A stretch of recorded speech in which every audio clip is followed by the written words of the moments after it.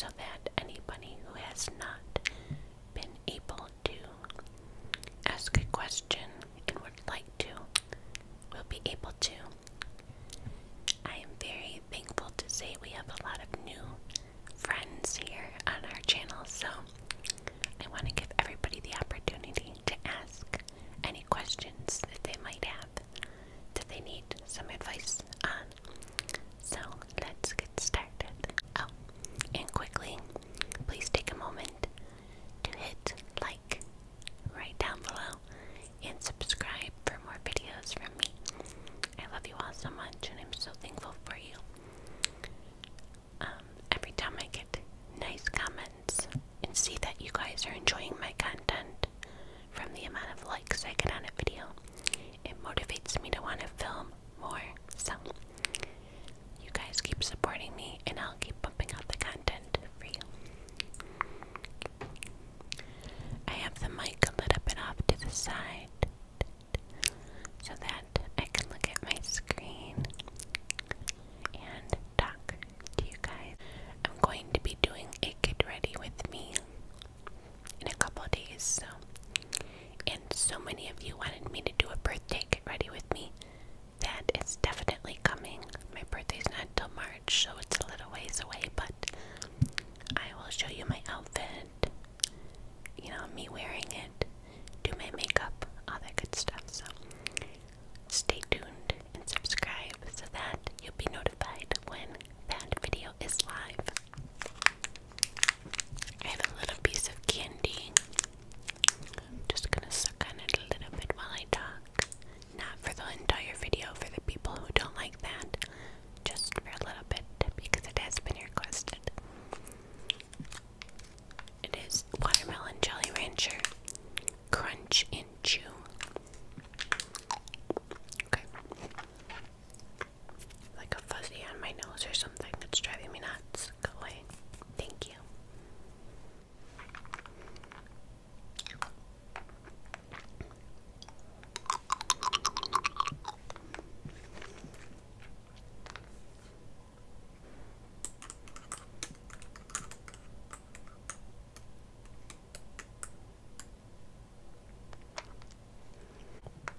The first question is how to cope with the stress of being a parent. Particularly a stay-at-home parent. And that question is from Patty. Thank you, Patty, for your question. So, as some of you guys know, I am in school and I am taking online classes as of now. I might switch that next semester and do a couple classes like in school, just so I can have the opportunity to like get away more and like have quiet time, you know what I mean? But I am home a lot with my son because as of right now he is homeschooled.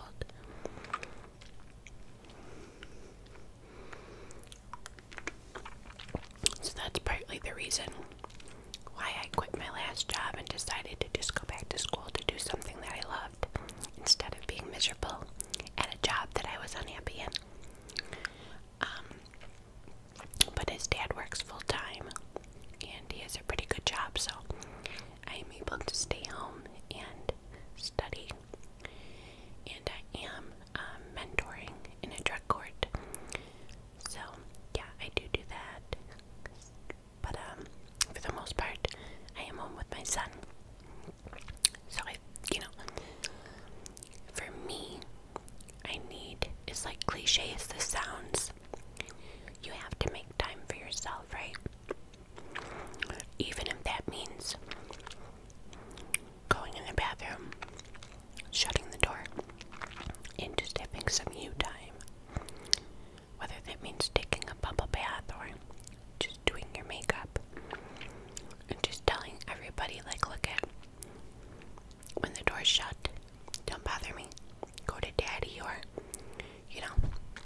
sit and watch TV, whatever. I feel like YouTube and ASMR and stuff is also very helpful. Put on some headphones and just kind of zone out for like an hour. You know, it's hard because being a parent is full time for most of us. And it's not something you can just like turn off, right? Especially when you are a stay-at-home parent. But there are little things you can do to mentally step away. Like I just explained. If you read, maybe, you know, get one of those Audible books or listen to an Audible book so you can zone out. Try to get into like a good show. Stay up for a little while after they go to sleep. I know it's like exhausting by the time they go to bed, you're like done. But really push yourself to try to do that because that little extra time is really good. Even a half an hour. Just so you have some time with yourself. And try and turn off your thoughts, as hard as that is. Just so you can chill out. But I hope that helps. Best of luck to you.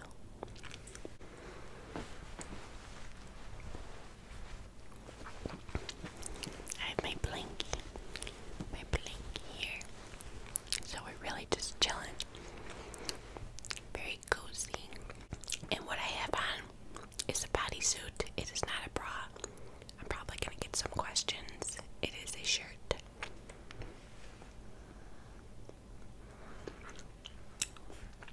Next question is from AF. And she said, how to keep romance alive and keep your relationship strong with your partner after having a baby? This is a very good question. I always see you in my comments, girl. Thank you. Thank you.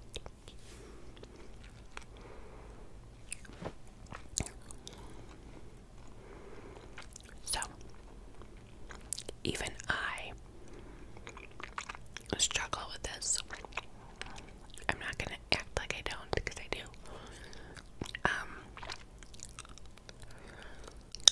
My candy's gone now for the people who couldn't stand that. It's over.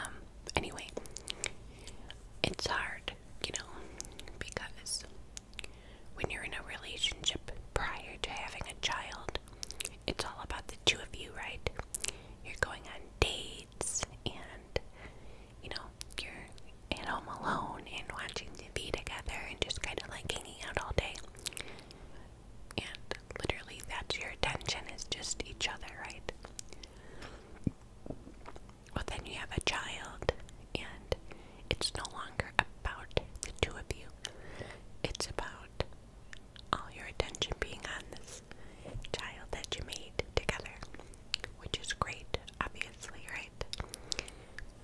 But at the same time, you still need to make time for each other so that that passion and love doesn't fade away. I realized like 6 months ago that I wasn't putting enough time and attention into Chris, and I had like a dream, and it was almost like an epiphany, whatever, you know what I mean.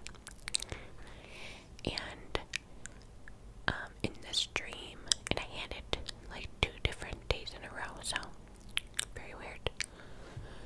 But in this dream, we weren't together anymore, and we were going through like a custody battle, and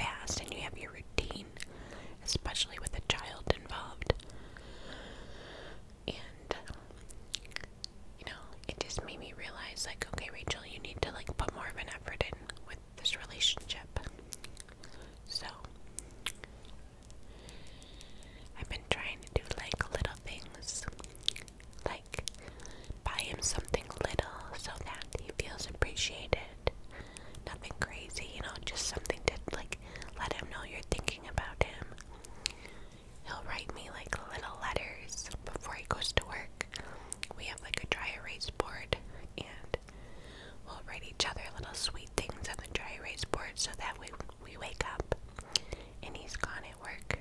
I'll read it. Or I stay up later than him, so when I'm up filming, I'll write him something on the board and he'll wake up and read it while I'm still sleeping.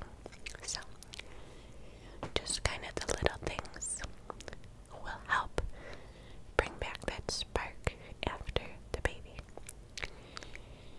Try and stay up after the child goes to sleep, like I said in the last thing, and watch a video together, watch a movie together, get into a series together, and kind of be romantic during those times.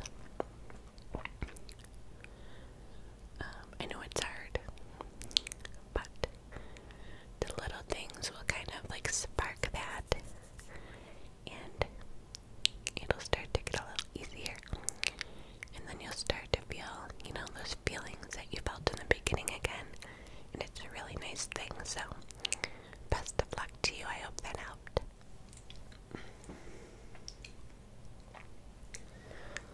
The next question is from I Just Wanna Be Rich. Love the name.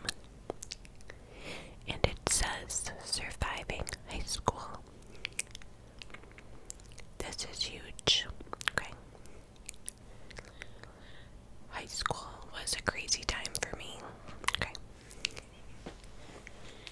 I thought it was the end all be all. Oh my god, this person doesn't like me, and oh my god, my grades aren't the best. And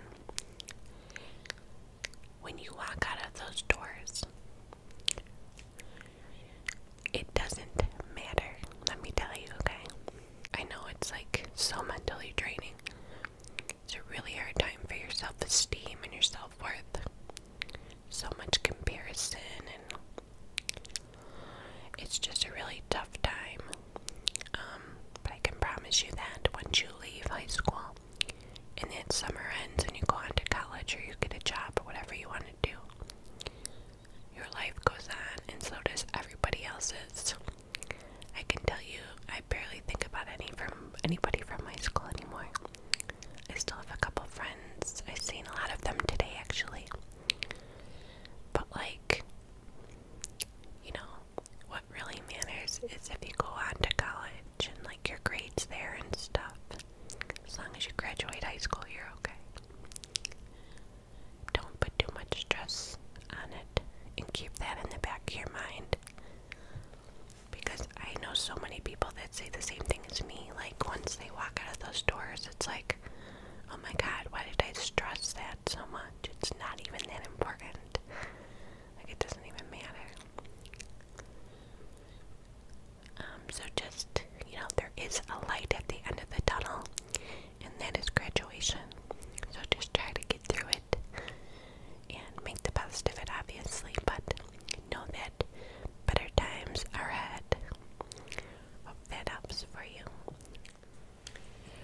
The next question is from Vicenta Preston, Presson. Hopefully I said that right. I'm sorry if I didn't. And the question is, how to deal with a toxic family member. So I've actually had my fair share of toxic family members. I think a lot of us have. And, it's hard. Again, I'm not gonna lie to you guys. I'm not gonna make light of a situation, you know what I mean?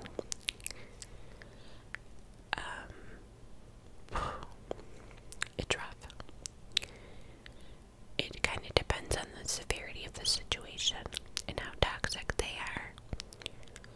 Sometimes you need to step away. There was somebody in my family who was doing stuff that I didn't agree with because it was hurting their lives and then hurting us around them.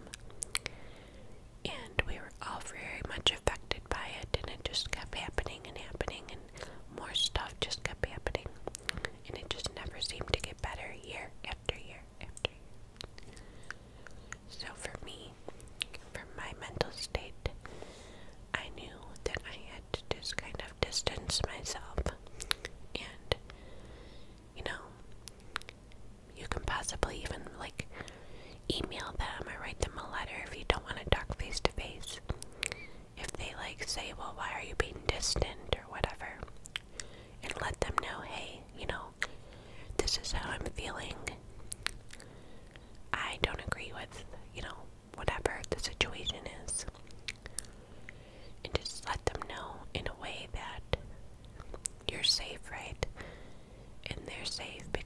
obviously they have feelings too, and we never want to like attack anybody, but at the same time you have to protect yourself. You can always love somebody from afar. If it's getting to the point where you know that you can't handle much more, you have to protect yourself. And I'm not saying that's easy, but hopefully once they see that you've distanced yourself, hopefully they'll recognize that and fix the toxicity of whatever the situation is. I hope that that helped a little bit.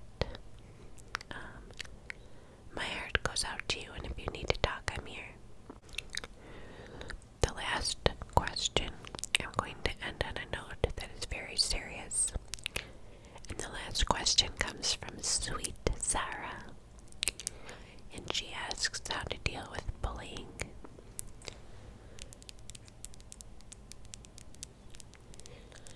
As I've said previously, that I have also been bullied, mostly in grammar school,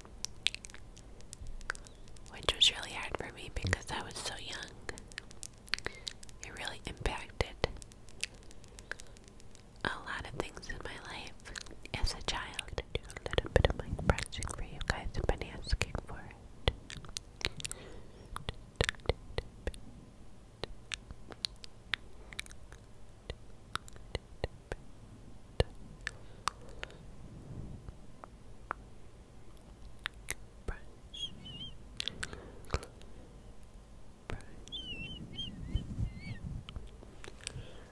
I just wanted to calm the mood a little bit because some of these topics are hard to talk about, and I just want to keep you calm and relaxed.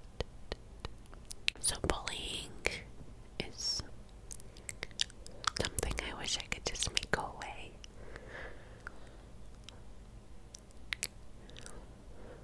I feel so bad for so many people that are being bullied.